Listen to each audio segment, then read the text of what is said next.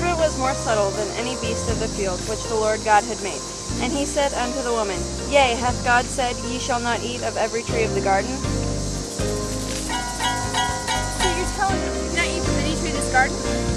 And the woman said unto the serpent, We may eat of the fruit of the trees of the garden, but the fruit of the tree which is in the midst of the garden, God hath said, Ye shall not eat of it, neither shall ye touch it, lest ye die. We can eat any of the trees in the garden, just not this one in the middle. God says that we eat of it, we will die. And the serpent said unto the woman, Ye shall not surely die, for God doth know that in the day ye eat thereof, then your eyes shall be opened, and ye shall be as gods, knowing good and evil. If you eat of this tree, you shall be just like God. You will know of good and evil, and your eyes shall be opened.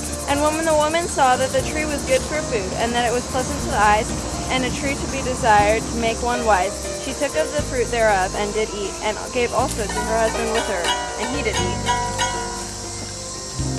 And the eyes of both of them were opened, and they knew that they were naked, and they sewed fig leaves together and made themselves aprons. And they heard the voice of the Lord God walking in the garden in the cool of the day. And Adam and his wife hid themselves from the presence of the Lord God amongst the trees of the garden. And the Lord God called unto Adam and said unto him, Where art thou? Adam, Eve, why are you hiding from me? Give us just a few minutes. We're not quite dressed for the occasion. That's more, meeting you is like a formal occasion. We're like semi-casual, okay? So, just a minute. Who told thee that thou wast naked? Hast thou eaten of the tree whereof I commanded thee that thou shouldst not eat? Have you eaten from the tree in which I have told you not to? She gave it to me! It's her fault. And the Lord God said unto the serpent, Because thou hast done this, thou art cursed above all cattle, and above every beast of the field. Upon thy belly shalt thou go, and dust shalt thou eat all the days of thy life.